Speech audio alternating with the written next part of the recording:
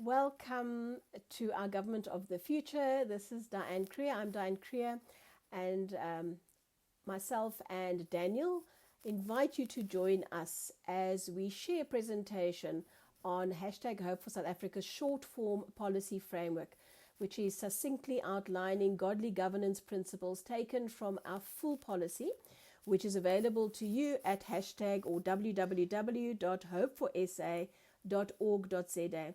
So you can get our full policy on www.hopeforsa, that's the number 4.org.sa.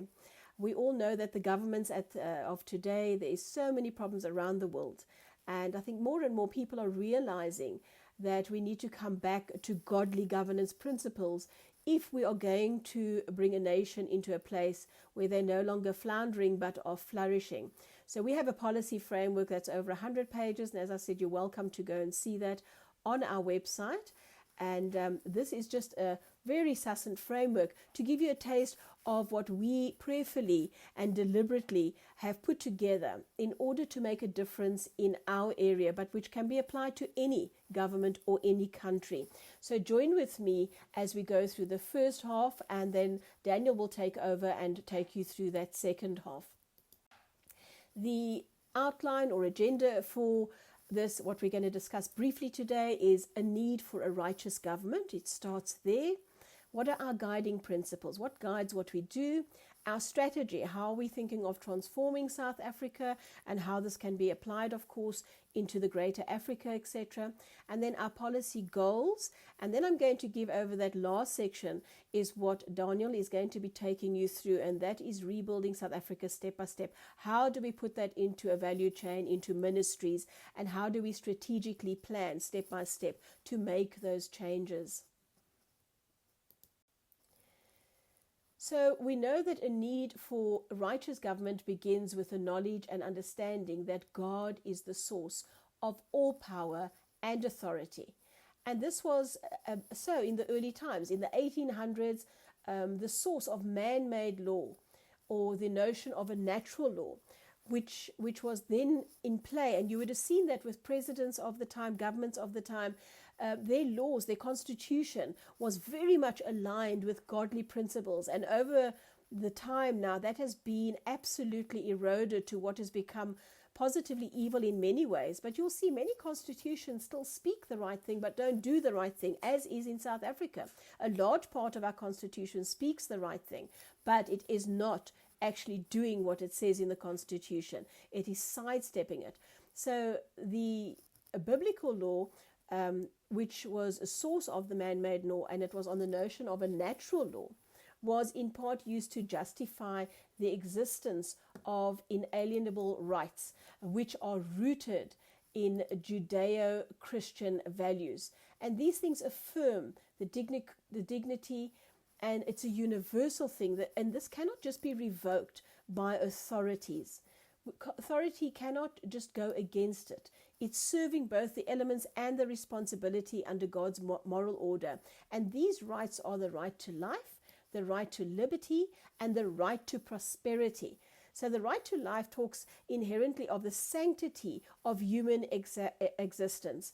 And if we have to present that to you now, we would look at today, where for many decades we have taught individuals, families, young women, that it's okay to abort babies, that it's okay to get rid of an unwanted pregnancy. And if we know anything, if we take away from the fact that we are doing murder, which is against God's principles and covenants with us, but if we take away from that and we look just at the person or the family involved, this is one of the things that shatters a family, that breaks down family values, that causes mistrust within family, that causes stress, anxiety, depression, and sometimes leads to death.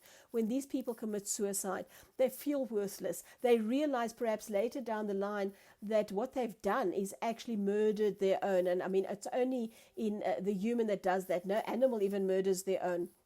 So we look at the right to life there, how that already has been distorted by the evil of this day, and how we need to put that right. And this is really just to help people to be in wholeness, because only when you walk with that absolute peace in your heart do you realize that you are on a path that you can actually make good decisions, godly decisions, and decisions that take you forward. You'll see that we've added in verses from the Word of God, from the Bible, for those of you who wish to go and look it up and read for yourself. And then the right to liberty, and that's the freedom from bondage and coercion. It enables us to make moral choices according to our understanding in God, and that is to serve God and others in the right way, in the right standing. And then the right to property, that's a big thing. If you go right through the Bible times and the times of man, owning property is also about dignity, about giving purpose, about making people feel wanted and part of that community. Going forward, it builds an economy. And we need to pursue well-being through righteous work without theft or covetousness. And again, we've given you verses there that you can look at. Everybody has the right to safety, security, and liberty, basically. Liberty in God. These divine rights are endowed by God, by our Creator. And if somebody creates a car or a motor vehicle or builds a building, they are the author of those things. And normally they know best how it was built, why it was built, and how to maintain it.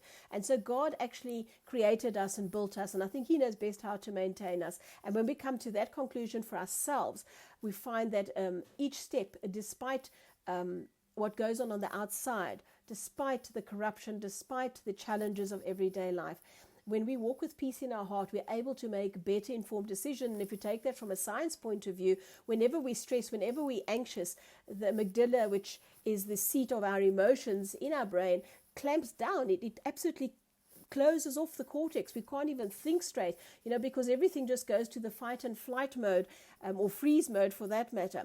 And so when we have peace, that doesn't happen. And that takes reason then that we are able to reason and understand and make better decisions. And we can live like that as children of God if we understand the principles of God's laws, because that's actually what gives me the peace in my heart, and I trust for you as well. If we go on, we can look at, because the government is not the ultimate source of authority, it must be limited by nature. No one man makes good choices all the time. That's why it's good to be married, to have a partner, so that iron sharpens iron. It's good in a corporate situation to have a body around a table so that you can sharpen one another and come out with best decisions. It never works for one man to just make the laws without consulting advisors and consulting people around a table. So we got to do that in all our decisions. And when it comes to decisions that really mean the livelihood and the lives of various nations and communities, then we cannot do it as one person just saying yes or no. But that person, there might be a leader, but he needs people around him with whom he can consult that helps him align and make the best decisions. We need to rule by consent. We need to separate our powers. We need to have checks and balances in place. And we must use the constitution that is aligned to godly principles, and by means of federalism, that we can limit the sinfulness of would-be rulers. It means that when I have a bad day, if I can consult with others, they can take me into a better place to make better decisions for all those around me.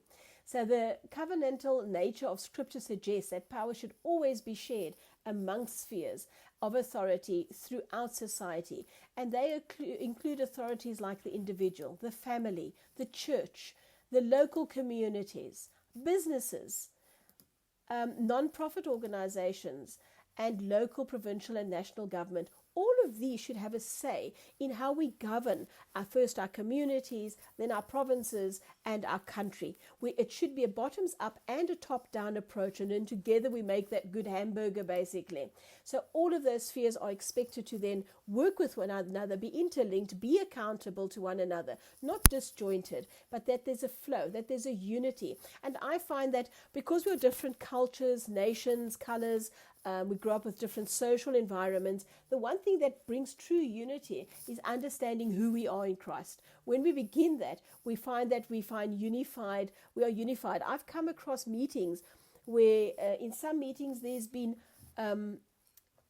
people that will just speak and you think, wow, Whether inside my head, I thought that last week, and there's just that immediate agreement. And I believe that's just because we are a spirit man and we are a soul and a body. That's when the spirit man is connecting, when we are like-minded, and that's what brings the unity. It's not uniformity. We need to keep our different colors, our different ways, our different cultures, but we need to bring that to a table, and we need to be able to bring a unity in what we believe is true and right, and will take the country forward and the people forward and give people safety, security, and godly liberty.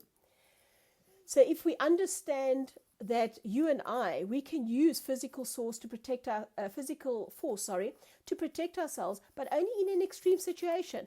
If somebody comes and shouts at me, I can't just shoot them. But if they're holding a gun to my head, I can. So in a life-threatening circumstances, we can use it. And it's just the same. The government or the state needs to also know that. The government and the state needs to know that we can only use God-given authority to prevent crimes which amount to the violation of our inalienable rights of safety, security, and godly liberty. Matters of conscience and personal obedience to the Lord cannot be coerced by political or physical power. It is exemplified by godly leaders and the people of the church, but mostly your godly leaders. This is why governance needs to be done by godly leaders. Jesus says, I carry the governance on my shoulders. So please, church, don't tell me that you separate church and governance. It's not separated. You're reading the wrong Bible, because the Bible that I read, it's never separated. Joshua, Daniel, all of them, they were all in governmental positions, and we need to do the same. If the righteous don't rule, the country mourns. And why is the righteous not ruling? Why are we not standing up? We need to be standing up. Since faith is something that cannot be coerced, we cannot force our faith onto another faith, and the government cannot do that. They should not enforce religion on others or interfere with matters of conscience. That's a church matter, actually. And everybody has to come to faith by believing in what they believe and seeing what's around them. So if you are exemplifying what you believe is godly and true and right, you should be exemplifying neighborly love. Love for God, love for your neighbor, love for self. Trusting, helping, being there. And then the powers that are, or the other communities around us would see that. And wouldn't you want that when you see that in another person? It's inherent in us to actually want it. And then we look at the sin-crime distinction. And that helps us understand the different roles of the church and the state or government. Because the state or government is the one that prosecutes and tries crimes.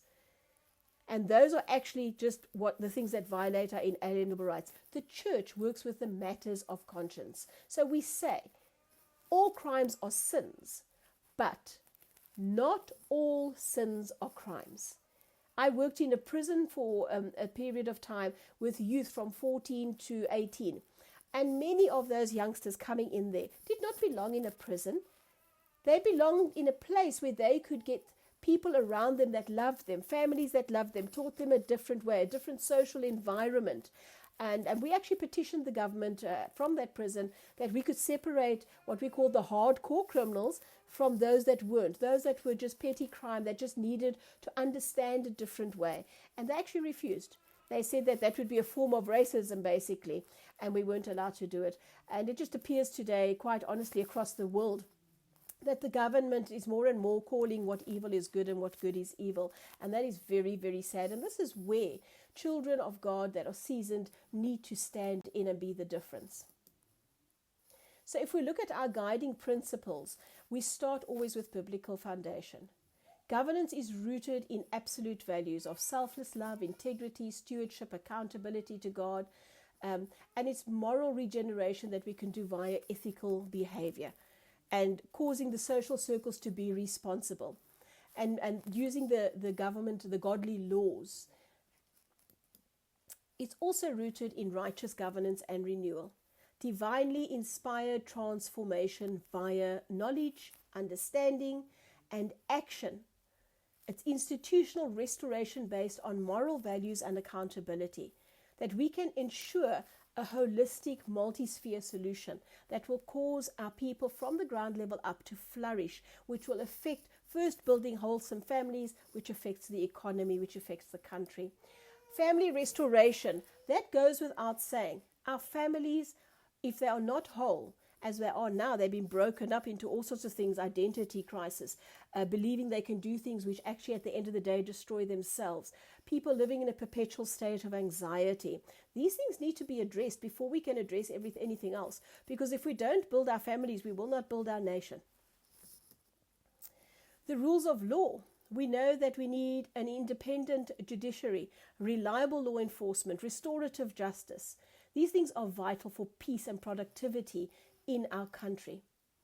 Transformational education. This is really something that touches my heart because it talks about the next generation. It talks about our children who are supposed to be kept safe and secure and in a social bubble that uplifts and grows them and flourishes them. And instead, we have done them an injustice in that as adults, I don't think we've set the example we should for our younger generation, both from a governmental point of view and a family and a social point of view.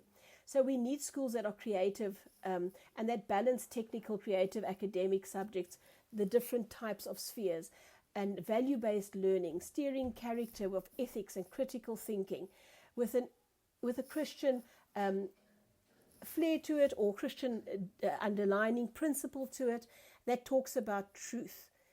And we need to do that within our schools. We need to bring that foundation that helps our young people to find a solid faith foundation that they can build upon. And again, you must understand the government will not enforce. If there's another religion that wants to do their own school, they're welcome. They just will not be allowed to push it onto each other. Okay? We need to exemplify. People need to catch the fire. We don't push them into the fire. All right? And then the holistic economy. We need to form economy that actually builds growth, that's holistic, that looks at health before wealth. And then church and community. Churches can be agents for practical upliftment. They can be real advocates for good governance and growing communities and stable communities. And that's why we present these as our guiding principles to you as the starting point of where we go. And then we go over and we look at our guiding principles in form of our Constitution. We derive hope straight from our Constitution.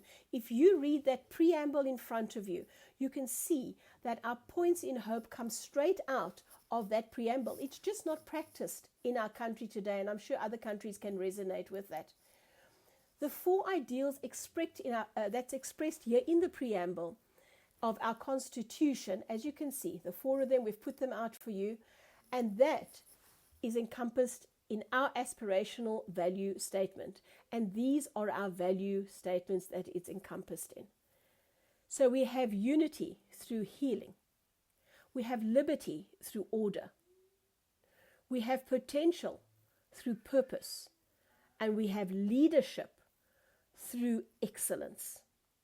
So we can see we're not throwing away our Constitution. We have a good Constitution. It's just not applied. And there's been things added on in the last few decades that is definitely ungodly and hurtful to our community as a whole. So we have 12 goals for the authentic citizen-centered government that we have prayerfully put together. We've done this looking firstly sitting at God's feet and getting vision, not just ourselves, others. There's been a team that have put this together and have formulated it. And I want to share those 12 goals with you before I hand over the second slide. And in the second slide, Daniel is going to talk to us about how we implement these goals, how it becomes part of the ministry and the value chain. So the 12 goals for authentic citizen in government include starting from the right-hand side top, because that's how the value chain is going to move. So I'm going to move in the same way, is strong governance and professional administration. We know at the moment that our governance of 34 ministers and many people under their values, their own ethics, their own morals, their own standards are less than perfect. And a lot of what they do and say seems to be flipping over good to evil and evil to good at this stage. And what they're doing is slowly but surely eroding society and causing perpetual anxiety among citizens and many other physical things. So it's a physical, mental, spiritual, and emotional. And so we really need to look at having a strong government and professional administration. And then point number 2 is foster social cohesion and empowering communities. That is so important. Once we've got the top structure working properly, we need to go right to the bottom to our communities, that hamburger approach again, where we build our communities and we start putting things in place. And how do we do that? We start by improving physical and mental health, social well-being. We start by empowerment through education and skills development. We also enforce the rule of law and we apply restorative justice. We also bring in an attitude of excellence in everything we do. Excellence in service delivery, excellence in the way we maintain our infrastructure, not like now where the infrastructure was left for 30 years and everything's just breaking and crumbling and falling apart, but we bring all that back. And then we look at sustainable management as well of our natural resources and agricultural. How can we bring our environment and our agriculture into a place where it is sustainable according to how God intended it, not according to how man has eroded it and destroyed it and abused it and used it over the decades and centuries. And then we look at responsible stewardship of energy and the environment, bringing in the people who know, the people who have the knowledge, the skills and the ability to put it into place. South Africa has everything it needs. Africa has. We are the one continent that still has so many natural resources that we can tap into, that we can be thriving in South Africa and Africa as well. And when we've done that, we start looking at how can we now advance? How can we advance science? How can we progress technology? How can we accelerate in innovation? This country is good at that. We have some good things to look at. You know, the apartheid years were wrong. We all agree that apartheid was wrong. But we must admit, and I think many admit today, that a lot of the structures and the facilities and the building and the military and all that was in a far better place then than it is now. So, yes, apartheid was wrong, but we weren't supposed to throw the baby out with the bathwater. We were supposed to throw the bad stuff out and grow the good stuff. And that hasn't quite happened in the 30 years in South Africa. So we need to look at progressing that again. We need to look at sustainable economic development and shared prosperity. You know, the Bible says the poor will always be with us. It doesn't say that the poor has to starve. It says that those of us that know, those of us that have, we need to be good neighbors. The Bible tells us that we need to be good neighbors. In fact, if you look at the Bible, the Old Testament and New Testament, I know people want to throw away one or the other, depending on what angle you're looking at. But the New Testament, Jesus says he didn't come to throw away the Old Testament. He came to fulfill it. And he does fulfill it throughout the New Testament. And when it comes to the laws, the 10 laws, and they ask about keeping it, he says it's easy. You fulfill those laws by the grace of loving the Lord your God with all your heart, your might, and soul, and loving your neighbor as yourself. And if you look at those, if you just do those two things by the grace of God, because we have Jesus, we have that grace. But that grace isn't to do what's wrong. That grace is to do what's right. That grace is to do what's best for God, for man, and for other. So if we do that, we can help to build. And on point number 11, the next thing that we would have to do is safeguard our national sovereignty and security. And we know what's going on with the borders now at the moment. And we're going to put our country first. You know that borders were not really structured right in the last times. We'll have to look at all those things. How are we going to work it? How is South Africa going to connect to Africa? How are we going to let people in to our sphere that build our economic value, that become part of our family? How are we going to be good neighbors across the line? So first we're good neighbors in our communities, then in our country, and then to the countries beyond. And if we look at point number 12, it's exactly that. We then go on to foster mutual, beneficial international relationships and cooperation. And that is what we are going to do with our 12 goals for our authentic citizen-centered government. That is how we want to transform South Africa, by taking these 12 goals, by putting them into the ministries, into a value chain. And this is where I stop. And we're going to go over to a second video in which Daniel's going to follow up, and he's going to present for us, how do we move from those 12 goals? How do we plan to implement them as super ministries in the government and in a value chain, within a value chain? So I trust you've enjoyed this up to now. This is the foundation. This is just our starting point. Hopefully we're going to bring you many more. And right now, Daniel is going to do a second video, which you can watch after this, that is going to take you into that. So from me, from Dianne Kruger, I say God bless. May God hold you in the palm of his hand until we meet again. And we look forward to being the difference in South Africa and Africa and beyond. Take care till next time.